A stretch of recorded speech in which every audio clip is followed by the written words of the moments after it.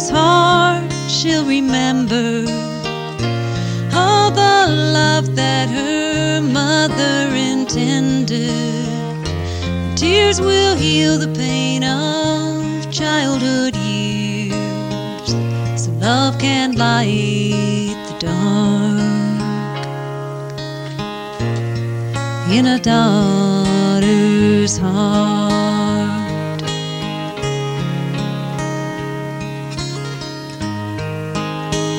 As daughters, we long to feel connected to our mothers in a positive way, and at the same time to be our own unique person.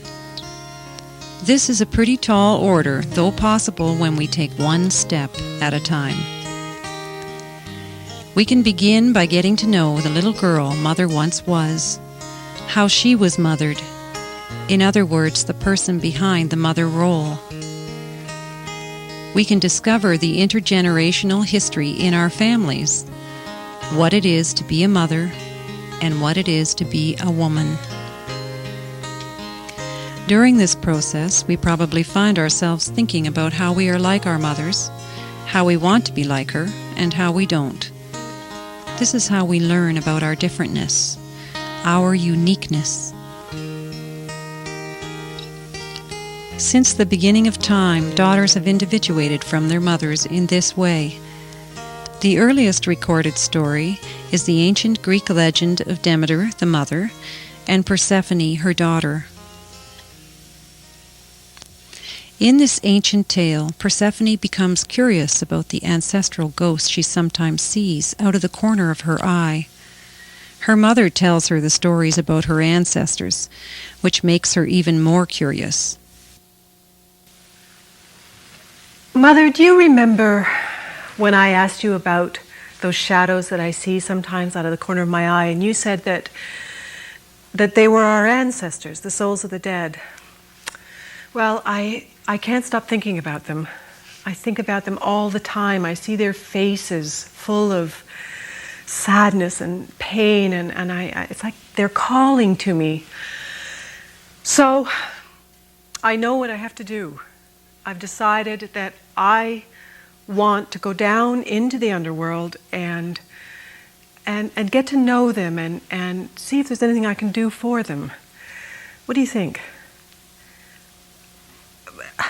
Wait a minute. Why are you getting so upset? I know.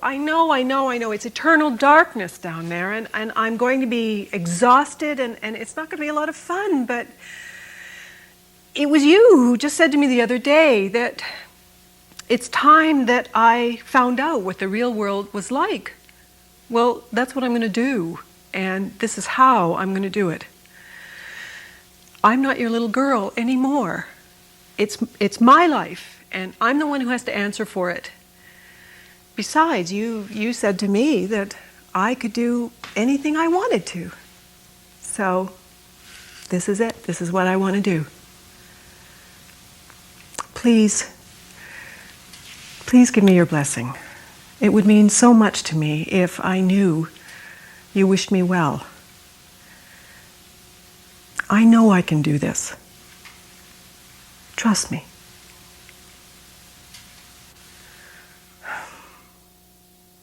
That's good. Today, as daughters, we are still going into our own underworld to learn the stories of our ancestors, putting flesh and blood on their forgotten bones. Questioning the beliefs and behaviors of parents and grandparents is a first step in our own self-discovery. The group of us today have come here to talk about our relationships with our mothers, which is a pretty lifelong relationship.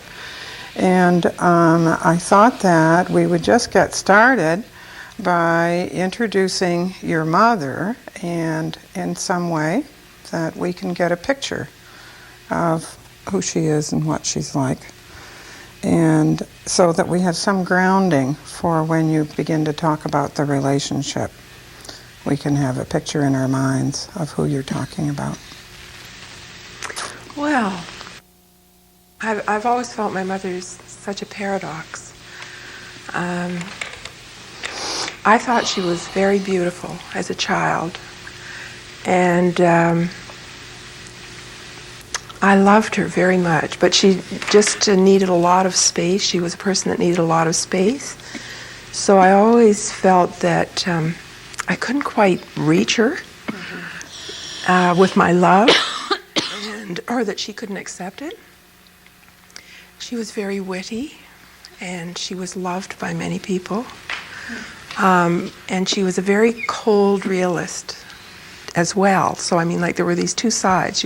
She could be very soft and loving, and then she could just cut through everything and just be so kind of cold and realistic and harsh even.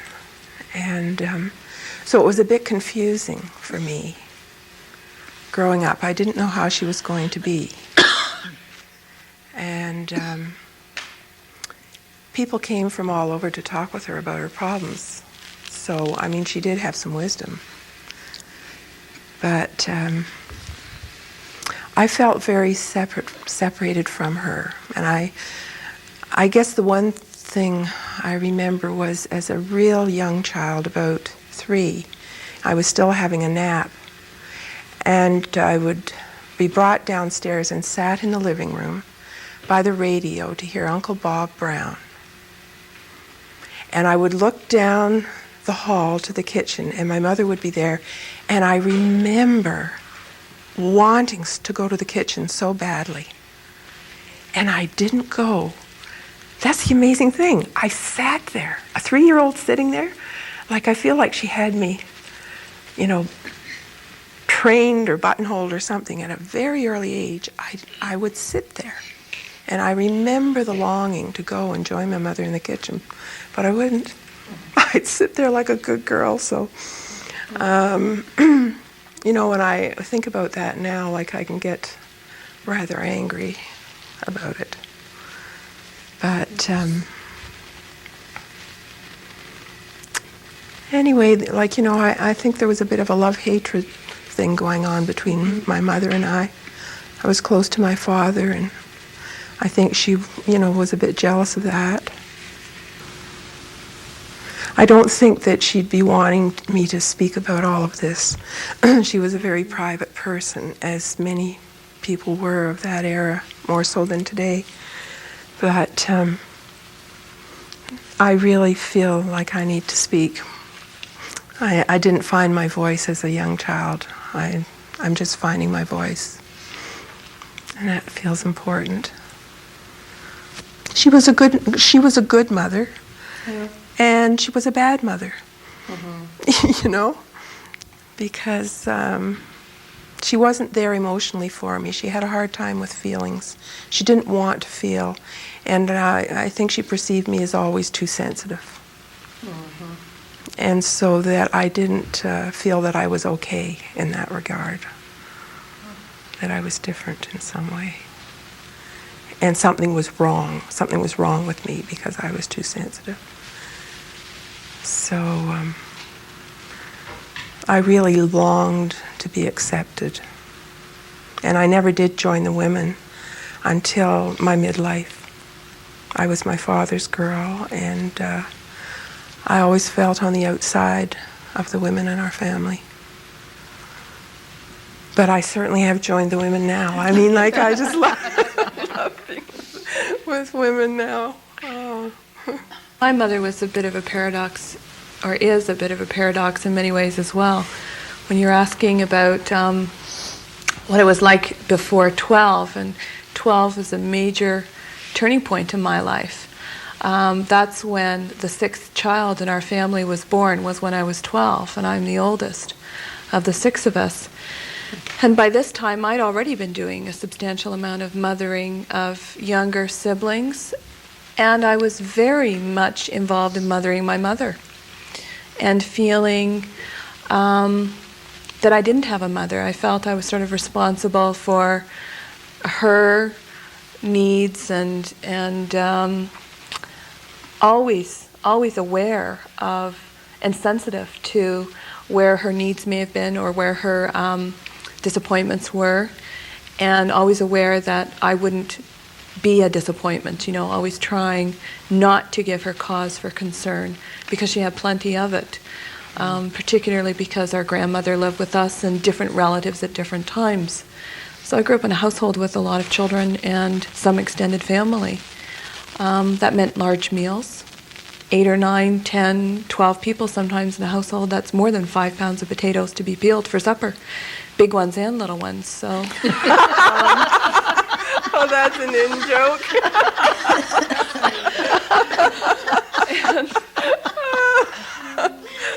It was a lot of work, and I saw myself as mother's helper. And as long as I can remember, I was always identified not by my name to other people, but as this is Mummy's helper, or this is my good girl. And I had to live up to that. That's a big responsibility. It means any temptation you have to just sort of let go of yourself and be a child is impossible, totally impossible. And it's too bad, because my earliest memories of my mother are so wonderful. We had no furniture, and we would sit on the floor in the kitchen, and she had been trained as a midwife. And we would play, and we'd get out pots and pans, and I remember my cousin there, and I'd be about 4 or 5 now. It was before any of us were in school. And, singing and dancing and playing and eating cookies and laughing and clapping, and that child kind of place in the kitchen on the floor, that low zone, and that's the most wonderful zone. And when Barb was talking about hallways and being put in places, most of the house seems dark to me in long hallways, and it was a small house. But the kitchen, I remember light floor, bright, and my mother's presence, very, very prominent and fun. But, one after another, there were all these babies, and she certainly, I can rationalize now that she had no time for me, but it still hurts sometimes. I don't think I've told her how I felt about anything since I was probably 11 or 12. I don't say how I feel. She doesn't ask either. So there's a two-way thing happening there. Well, I had an absolutely wonderful relationship with my mother, as some of you know. She was a really good person, really well loved by everybody in the community. And she was a nurse, and when I was small, people used to come to our house, kids particularly would always come to our house to read my mother's nursing books to find out how to have babies and how babies were born and that sort of thing. And I think that she did a lot of good in the community as well. People did go to her with their problems because she was so stable. And my father was only there for a few years, so really she raised my sister and me by herself. And I think if I have any, I was thinking about this the other day, if I have any criticism of her, it was that she wasn't tough enough on us. She was very, very soft. I mean, I don't think anybody ever said, don't do that, or you shouldn't do that. That kind of thing just didn't happen. But she was the sort of person that started book clubs and book groups and Groups like this. yes, groups like this, yeah. And had a very good relationship with all of her family. So I'm close to all of my aunts and uncles and my cousins. I think that when she was by herself, she never really considered remarrying. She just looked after her children. And that was the main thing for her to do, which is, looking back, that must have been rather lonely for her in a way, although she had lots of family around. She had lots of sisters. And we lived in a sort of a compound. That's really what it was. My grandparents were on the corner. There was an aunt next door and an uncle down there, and we were around this corner. So there were always, it wasn't like having extended family right in the same house, but it was, we were all there, or most of us were all there, which meant you were sort of in and out of 3 or 4 houses all the time, which is kind of a nice way to grow up as a kid. You never felt as if you were lacking an adult there. When I think of my mother, what I think, I get to know my mother by listening to you people talking. It's amazing what insights come to me as I hear Barb or any of you talking. But I think my mother must have been like a woman of steel in a lot of ways. She came from Vienna, and her sister died, leaving a ticket behind to come to Canada. Died suddenly. And the other sister said to my mother, well, you take it and go for a visit and then come back. So my grieving mother came over, and the depression hit, and they wrote to her and said, well, don't come back, because there's no jobs, we've lost all our money, and so stay. So she stayed and ended up from going to the opera every Saturday and living a very great life in that respect, very cultured life, living in a lumber camp. Married my father, and I grew up in a lumber camp. And she always prided herself when we were growing up that she'd never change her mind. If she said no, it was no. And we would never, we got to learn that you didn't ask her if she said no. And unfortunately, lots of times she'd say no before she'd think of whether or not that was maybe the appropriate answer or not. So you'd get to miss out on things that maybe you didn't need to. But I have to admire her now, that she was such a strong person to be able to go into that kind of life, and she loved it. And I talked to her once not long ago. I said, it's really something that you could come from the kind of life you had and go into, and she said because it was so different was probably why she liked it. If she'd have gone into a city, she probably would have hated it, or a small town.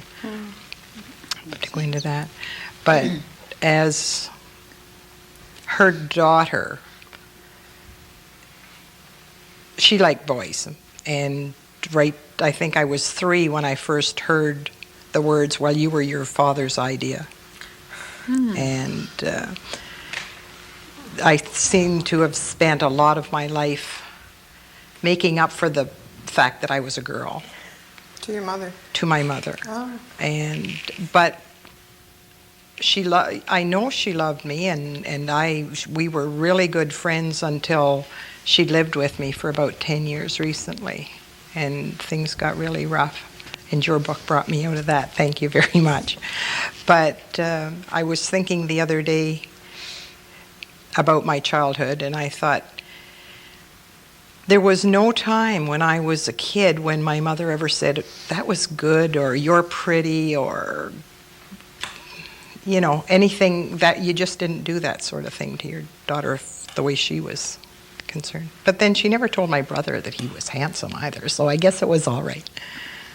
But she preferred boys to girls? Did she you always say did. Before? Yeah. Mm-hmm. And she still does. And she still says boys were easier to raise, and girls are too much trouble, and all that sort of thing. And she's closer to your son. And she's, my brother is her god, sort of thing. But she even likes her grandsons. And she likes the grandsons more than the granddaughters. But she has a lot of good qualities, which I'm starting to remember again. But I went through a period where I really couldn't stand her. And the other day when I went to visit her, I felt affection for her again, and I gave her a hug, and I really felt a deep affection for her that I had when I was younger. I'm aware that we haven't heard from, that maybe somebody that we haven't heard from wants to say something, and Okay, well, my mother, want to invite you. I don't have any problems with my mom. Her mother was not a very good mother, I don't think. She wasn't a warm mother, my grandmother. I never remember my grandmother hugging me, so I presume that's the kind of mother she was. But she had a lot of kids, too, lived on a farm. They were very poor. And I think my mother tried harder than my grandmother did. There were 4 kids in our family. But I was the second, and my brother was always into something. A real clown, a good student, good-looking kid, and there was Phyllis, But my mother always said, and my father was just raising hell all the time. He was into something, acting up, well, like my brother, I guess. Wherever my dad was and my brother, they were the center of attention, and my mother was just always said I was such a good kid because I read a lot and I went into my bedroom and I was quiet. that's what they expected of me, I guess. But anyway, my mother and I are fine. I don't have any problems with her. And now that she's 85, we're still very close, and I'm seeing the part where I'm mothering her. But here I go. But she's been a good mother. But there's sadness there. Well, there is, because I see her getting old. And she turns to me now, she says if she has a problem, she just gets on the phone and calls me. But I live 400 miles from her. So I can't always whip up, but we do, my sister and I, often. But she's just been a good mother. You're going to miss her. Yeah.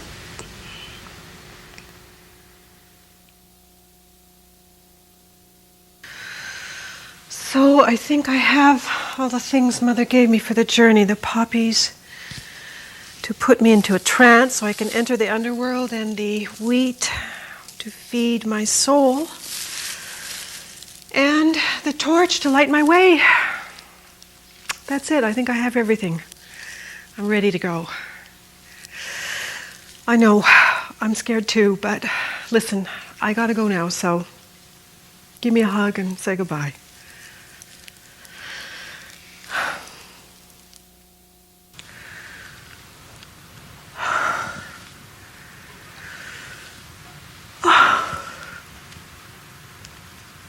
Oh, I can hardly breathe. I'm so tired. I think I'm tired. I don't think I can't do this anymore. I'm afraid I'm gonna die.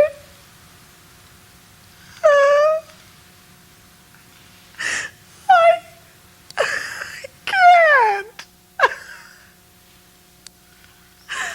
Mother.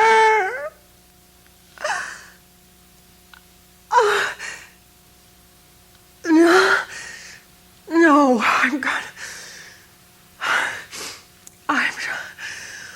I've got to keep going. I just have to.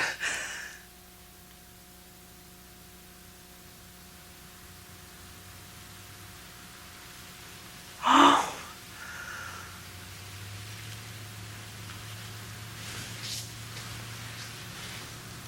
What is this place?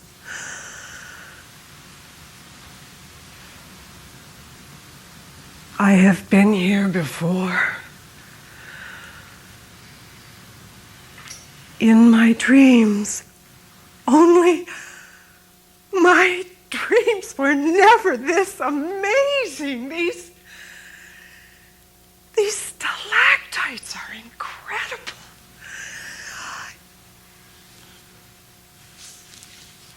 Shadows. Are you there? Ancient ones. I am Persephone, daughter of Demeter, and I ask you to receive me into your world so that I may know you better and perhaps help you in your passage.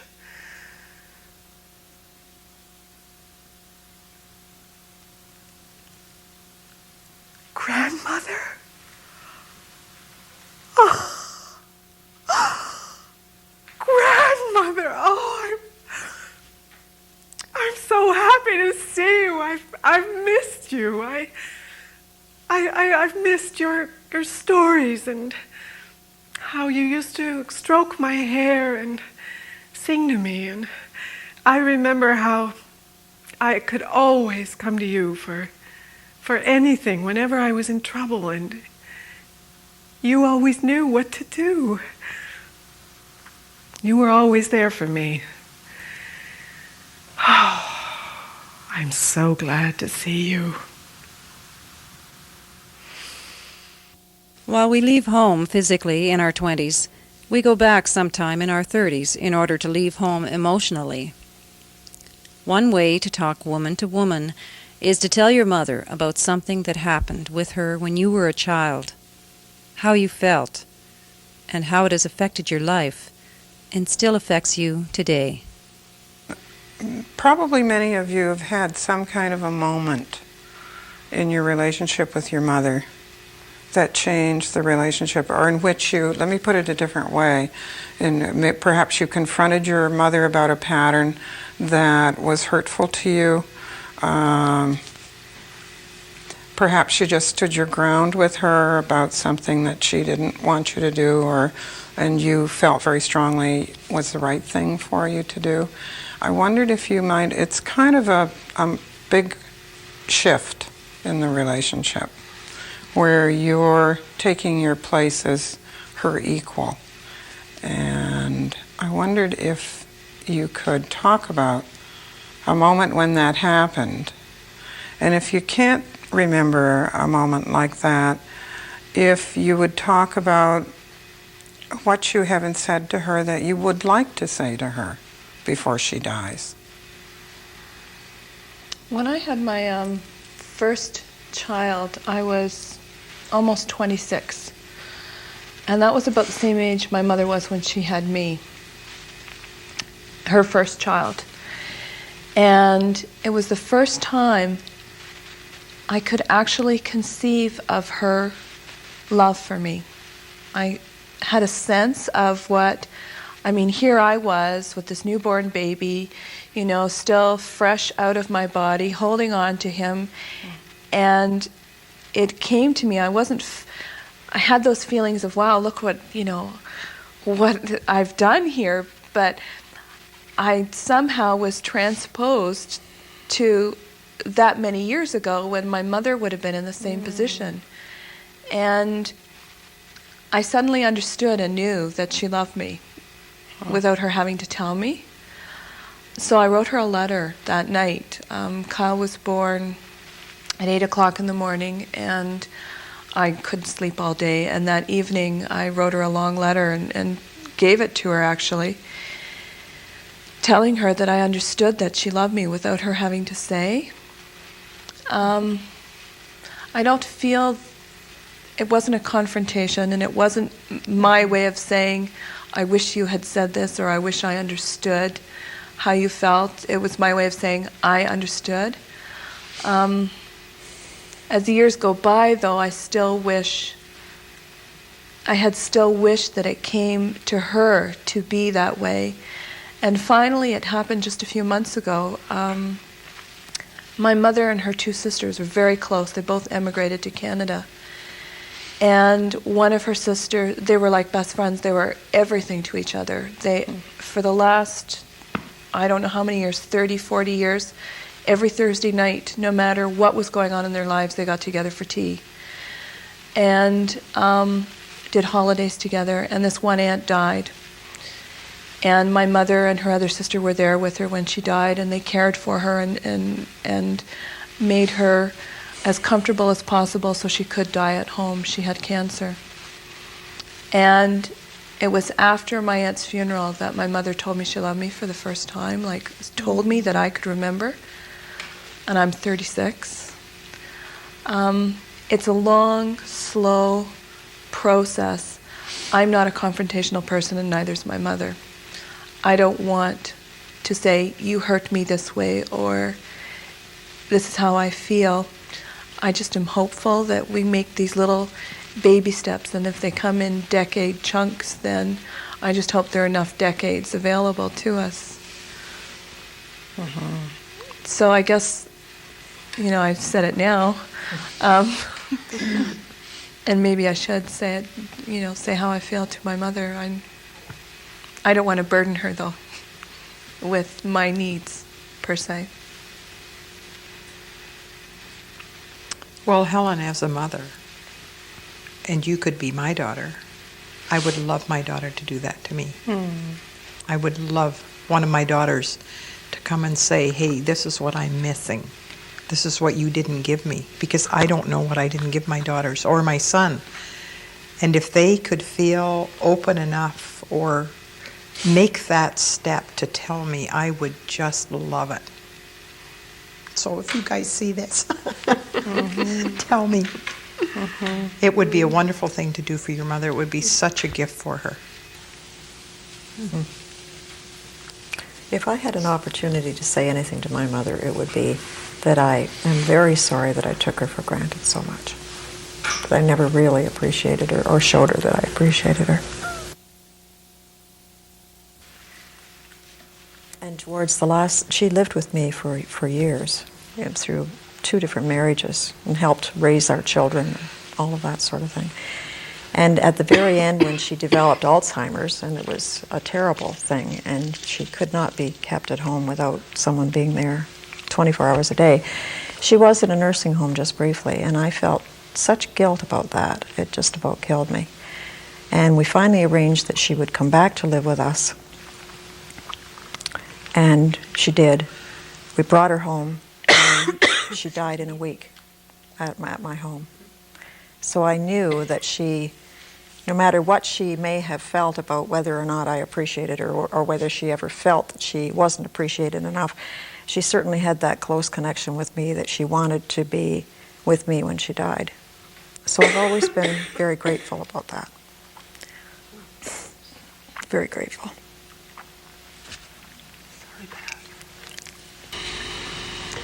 I really know that feeling that you don't want to hurt her. You know, because when I was becoming aware of myself and what I needed and what I didn't get, even with support, you know, from someone who was supportive of me to do what I needed to do, it took me 2 years. I could not tell my mother that she hurt me. I'd drive her like she was in her 80s. Here's this little old lady. Like, why am I going to hurt her? You know, I can't do it. I can't do it. And I'd say every time I go out to get her and to drive, today's the day. I'm going to do it. I'm going to free myself of this. And I could not do it.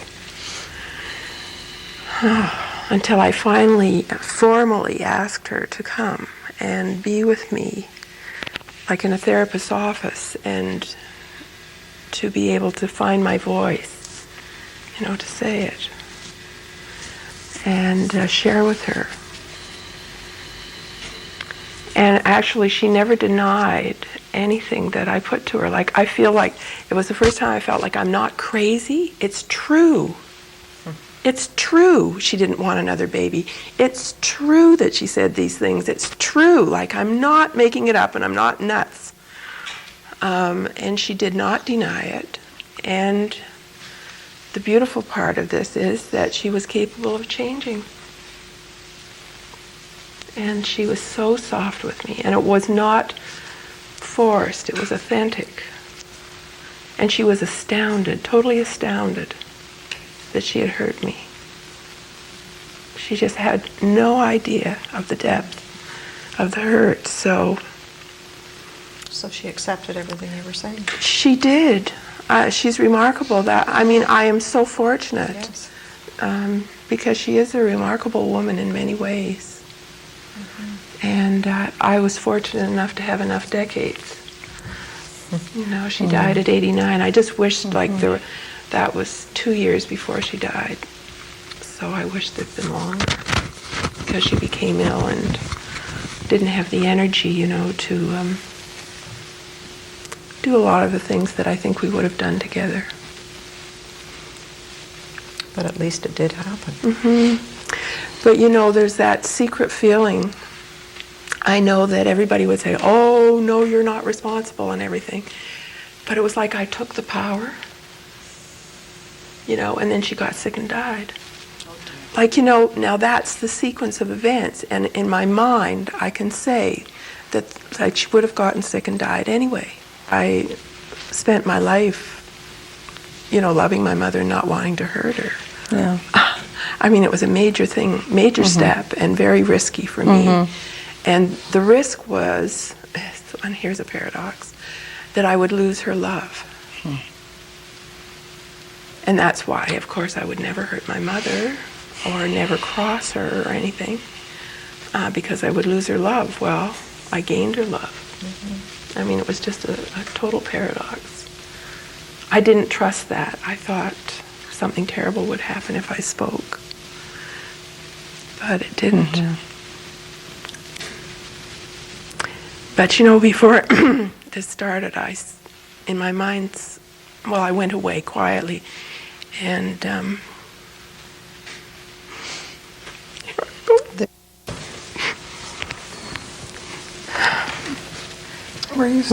I just said to her, I'm sorry if I hurt you today, Mother.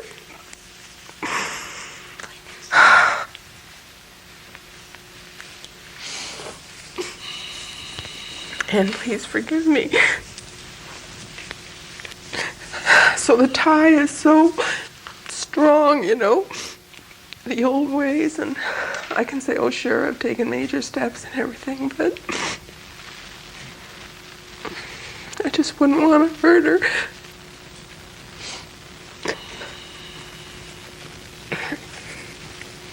And what did she say? She just smiled at me. This image that I had of her before she died came to me, and she was so loving. She was in her most favorite tattered nightie that she loved, and she had a hairnet on and her teeth out. And she was standing there, like if she was just there, and she just came and said, everything's all right.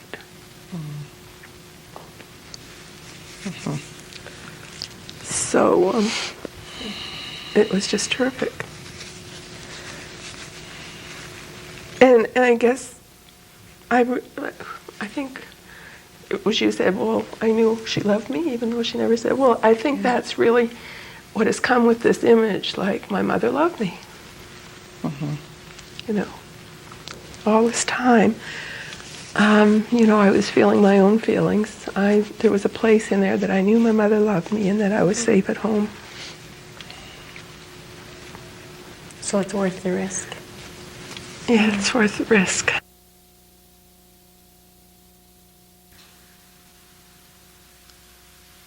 Grandmother, before I go, I would like to bless every soul here as they have blessed me.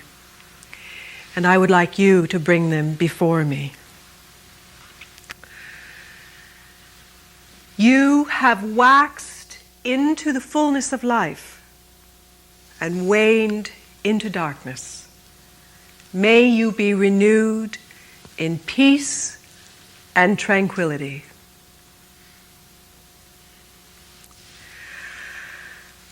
Grandmother, I cannot tell you how grateful I am for your legacy of courage and fortitude and love and wisdom. This has been an incredible journey, the journey of a lifetime, and I can't wait to tell everyone all about it. Thank you for coming with me this far. I know the way back. Mother has been grieving for me terribly, and I'm ready to go. So, goodbye for now.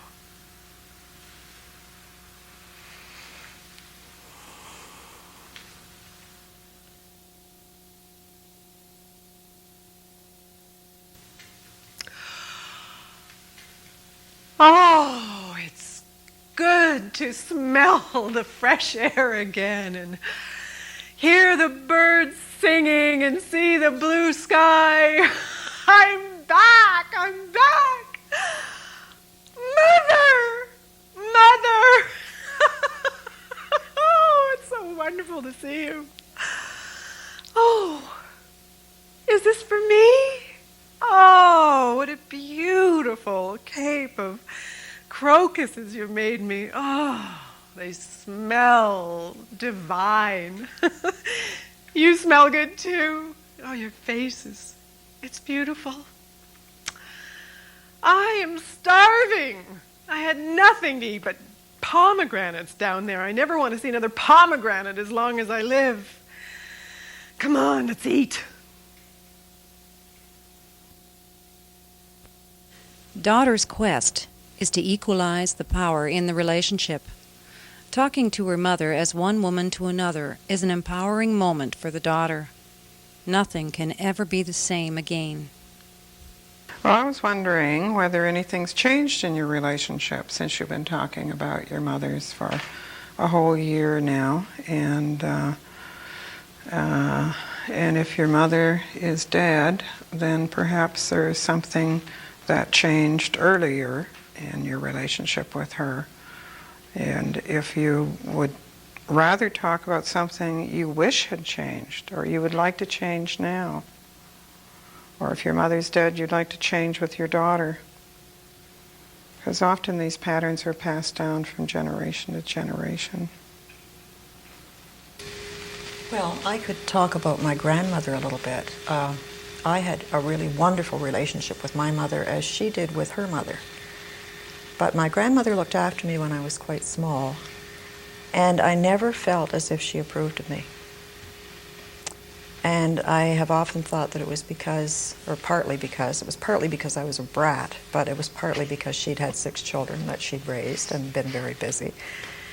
But I always felt that she partly didn't approve of me because I was like my father, and my grandparents did not like my father. Nobody liked him, and things didn't go well in the marriage. But this morning when we were doing the watching the tape of Demeter and Persephone, and Persephone being so delighted to see her grandmother in the underworld, I began to have these I guess playbacks or something of things that my grandmother did for me, and they were very dear.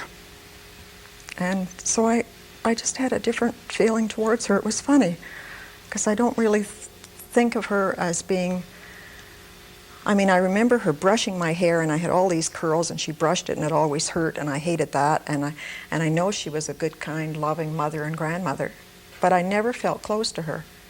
But this morning during that taping, I started to remember nice things about our relationship, and remember that she was really busy and tired and stressed out, and had a very busy farm wife sort of life. And I began to see her in a different perspective this morning. So I would like to tell her that if I were in a position to talk to her about this, I could certainly, I'm sure the two of us could have a very profitable discussion. So that feels good. That's interesting. My grandmother lives in England, my mother's mother, and I write to her pretty much weekly. Do you? And she's 94 and still alive. I know more about my grandmother and her younger life because I ask her in my letters than I do about my own mother. And I started to think on that as well, and I've needed to because I've not had access to a grandparent, and I feel I've missed that physical connection. Yes. But I have a feeling that it may be my way of reaching towards my mother. And that may be the work that I'm doing. You know, my grandmother's time's limited. She's 94. There aren't a lot of decades left. So perhaps my work over the last number of years has been in a roundabout sort of way. I'm hopeful that way. Does she write to you frequently? At least once a month. 1 in every 4 or 5 letters. That's get lovely. A response, yeah. Do you think possibly she's telling you things about your mother, about her own life that your mother may not even know? Yeah, she is. And we're helping each other, I suppose, without realizing it. As Pat was speaking, it was coming to me that maybe that's the work that I really am doing and haven't been aware of it. And I don't feel so negative after all in some ways. Or maybe you're getting a little bit of insight and not ammunition actually, but background.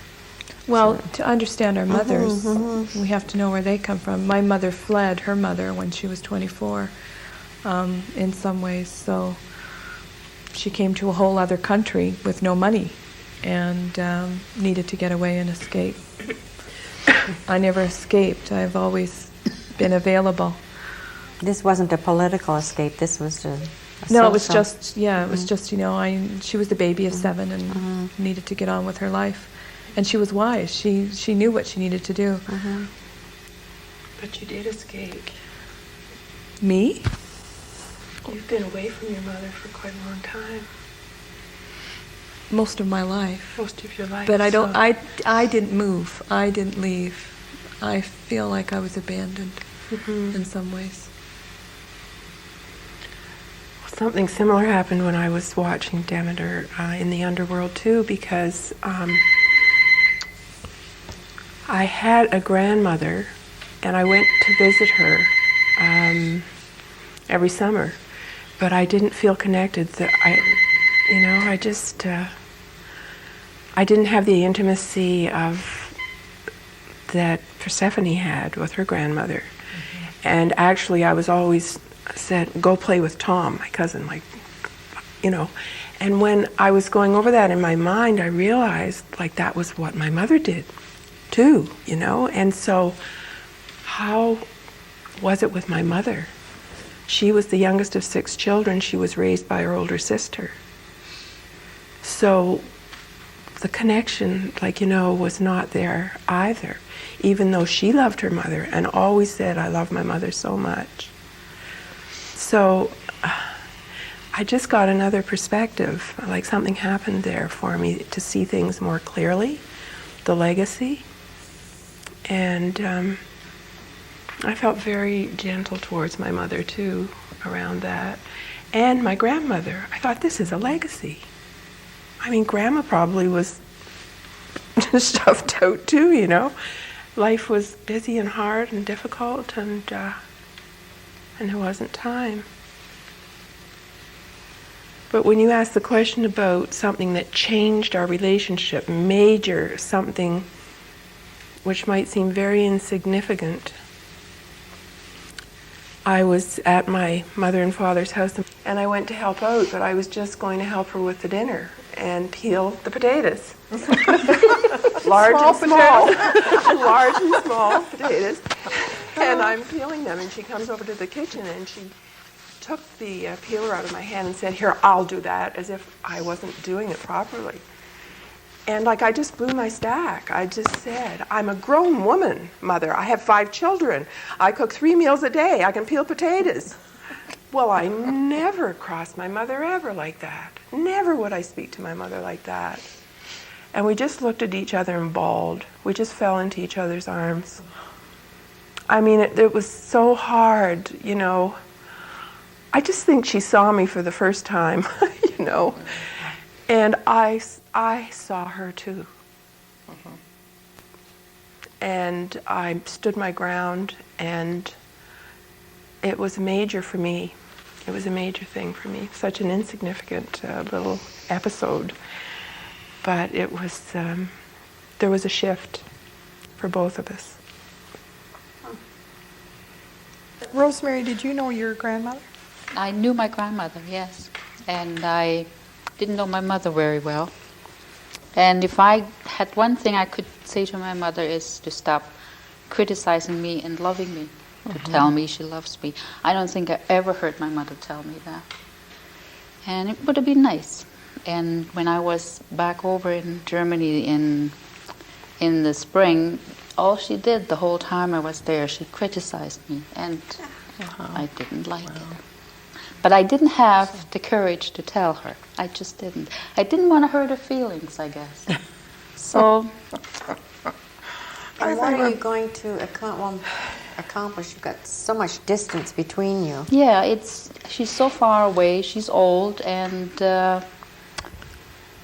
I guess I don't think about my mother all that much because she is so far away. I have been away from home for so long, so but I wish I could tell her in a way that she should stop criticizing me and just love me for what I am. Well, I have a question for the group. Don't you owe it to yourself Yeah. to say to your, hey, Mom, knock it off. Don't criticize me all the time. Yeah. You owe yourself something, too. That you don't want to hurt her, but is it okay for her to keep hurting you? Or I mean, you could say it nicely. Gee, do you know you're hurting me when you say that? Like, Yeah. I think I agree sometimes with you. we blame our mothers for things that we don't have the courage to change. Does that also, Mm-hmm. isn't part of that? I actually worry that part of my problem with not confronting my mother is that I'm afraid to be exposed as being vulnerable. I don't expose myself with anybody, and that includes my mother. Yeah.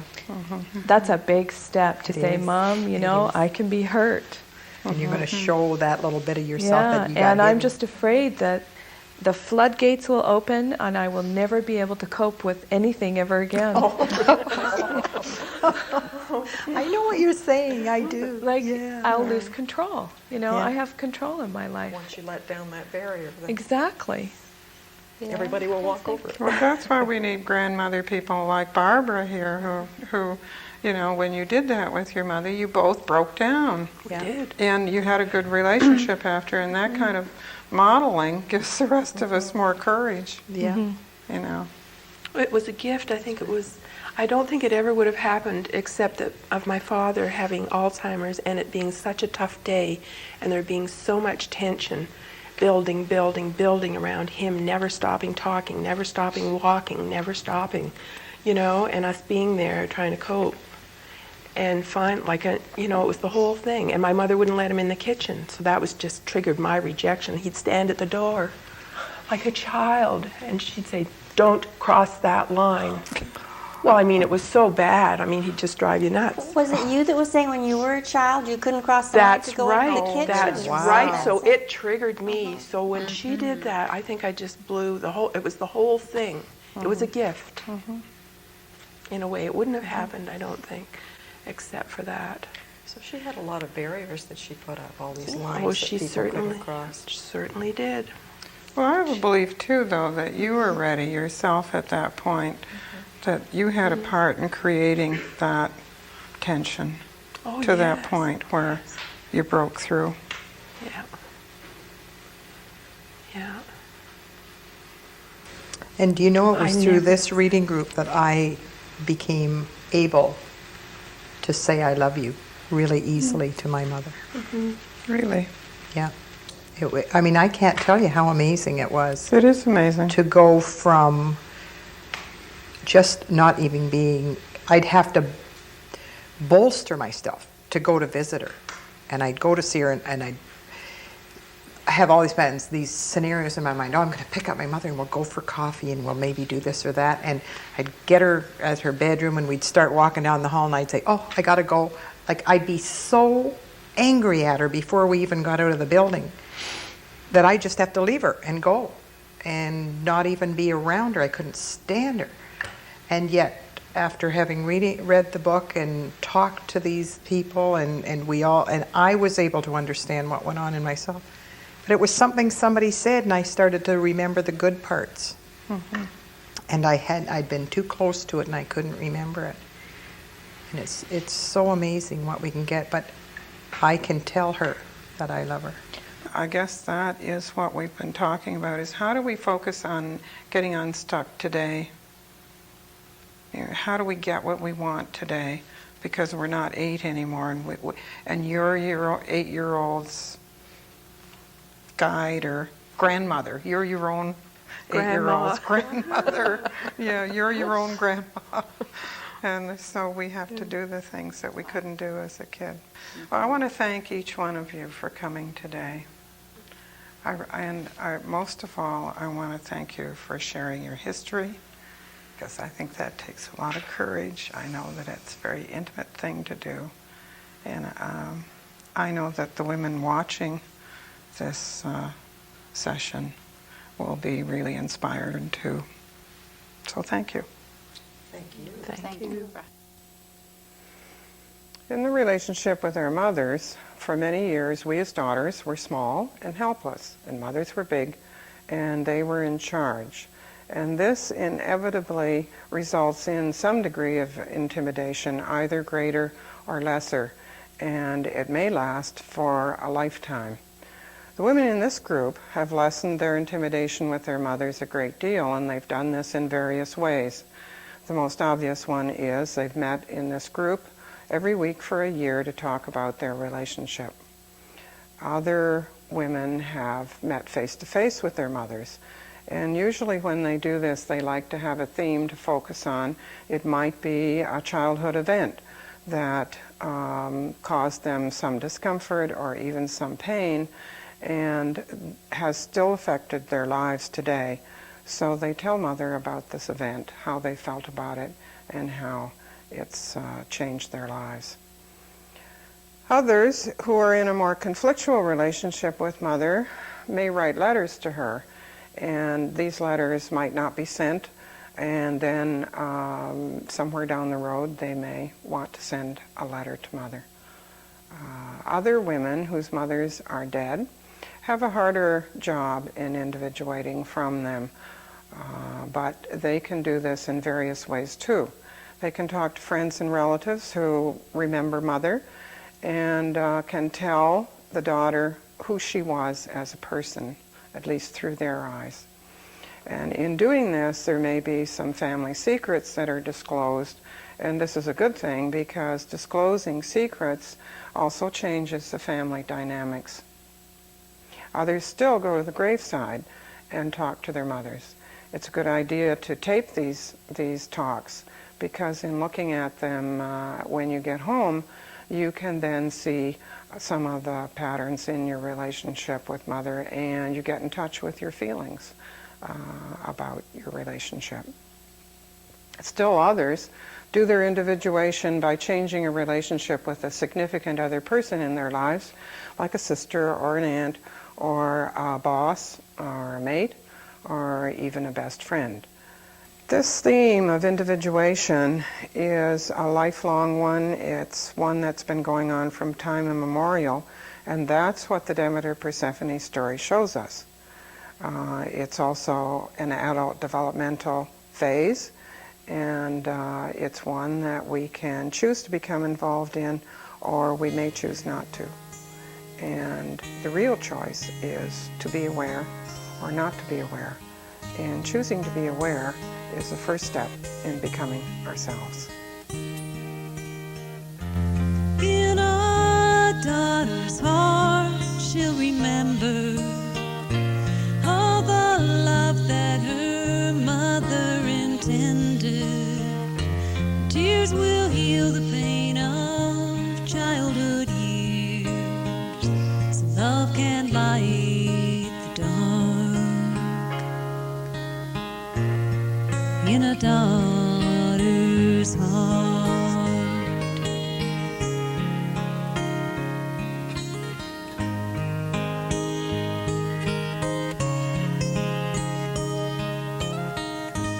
Life is like a moving spiral. With every turn a little more let go. As a child I looked to you for shelter. As a woman I have learned to brave the storm. This song's for you and the woman I've become. Patterns of our lives intertwined. Though I've become more than your daughter, part of you will always stay behind. In our daughter's heart, she'll remember all the love that her mother intended. Tears will heal the pain of childhood years, so love can light the dark. In a daughter's heart.